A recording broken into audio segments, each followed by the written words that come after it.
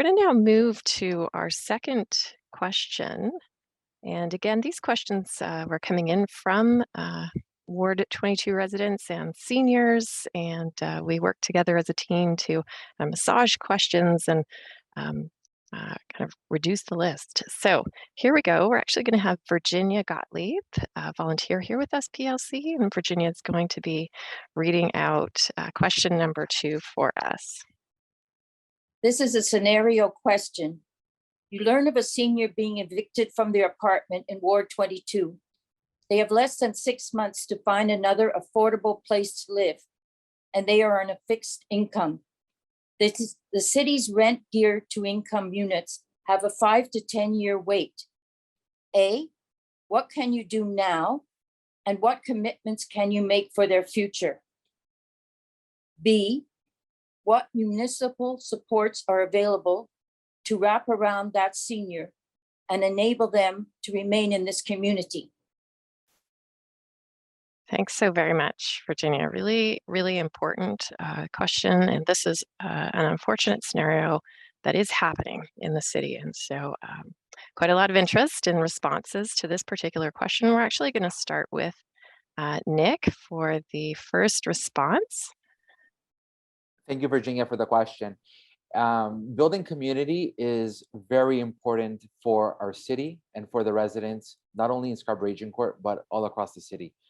In the last 2 years, I have been working with all our departments and with Mr. Carlos Moreno, who is an urban planner from Sorbonne University, where he has created the 50-minute city concept.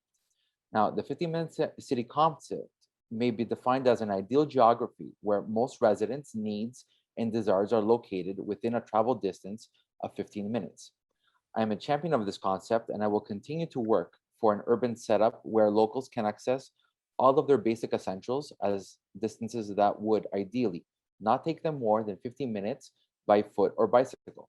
Residents will be able to enjoy a higher quality of life when we are able to effectively fulfill the 6 essential social functions to sustain a decent urban life.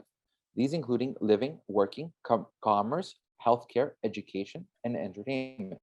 I believe we should spend less time getting somewhere and more time being where we need to be.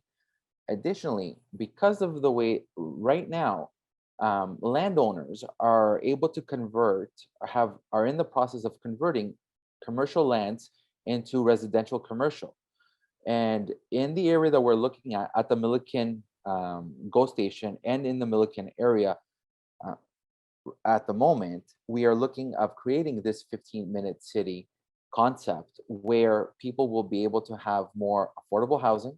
We have transit and oriented transit communities, as well as more seniors living and seniors homes. So that is right now what we're working on in that area, and I hope that with the support of the community, we're going to be able to continue this good work going forward in the future. Thank you. Thanks so much, Nick. Next, we'll hear from Serge. Serge, what's your response to this very challenging situation that is unfortunately happening all across the city? Yeah, I hear that. Thank you again. I would like to draw upon the existing resources, both within and without the government-mandated institutions. Similar community organization exists in our world, and we're going to offer support of this to nature of those needed. Our initial step would be appeal to the draw upon those to help keep the citizen in good health and house them in immediate future. Once the critical nature of the situation has been renamed, then our office will be purposed to more permanent solution for them. And question number B, a variety of municipal support exists to aid our seniors in this time of need. In Scarborough, for example, we have some housing communities like Toronto Community Housing Corporation and Scarborough Center and Health Communication. We should support those communities to get their job done well to serve the community. Great, thank you so much, Serge. And Antonios. Yes, excellent.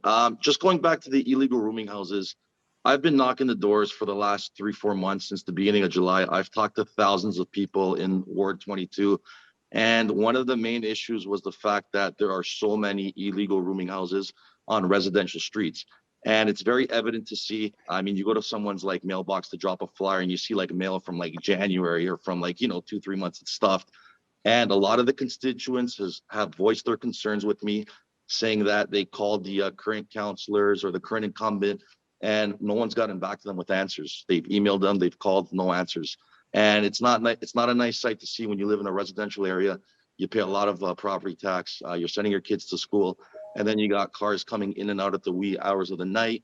You got empty beer bottles on the front lawn, and you got like the landscaping that just looks atrocious. So I think something should have been done already a long time ago with these illegal rooming houses. We shouldn't have to be talking about them because constituents have voiced their opinion to me. They've reached out to the current incumbent and nothing's been done. So that's my take on that. Going forward, I think we have a lot of space around Midland and Steeles to develop new LRT centers to facilitate resources for new senior living, new senior homes. And I think we have to build and construct new senior homes and LRT centers. And I think the pandemic exposed some of the flaws in our system. And I think senior living is one of my top priorities. I've been talking about it for a long time. My dad's 84 years old. My mom is 73 years old. So I have a very, very soft spot for seniors. Going forward, any solution has to be developed with the community and the organizations that serve the community. I look forward to working closely with the SPLC, ACSA, and others towards developing long-term solutions. We have an aging population, and providing affordable housing for all stages of life is something that needs government financial subsidization, federal, provincial, and municipal, to provide support that seniors need to be able to stay in their homes and to feel safe and to be taken care of at all times.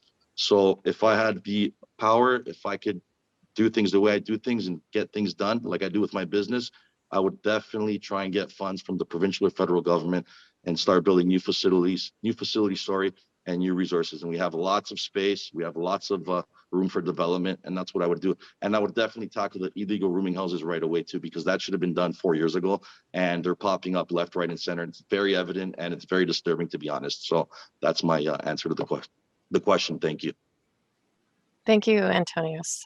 Yeah, this question number 2 is it's a really challenging one because it requires both immediate supports. There are evictions going on, unfortunately, every single day, and seniors are very challenged in being able to respond to that and be able to stay here in Ward 22 community that they love. So short and long-term solutions needed for sure.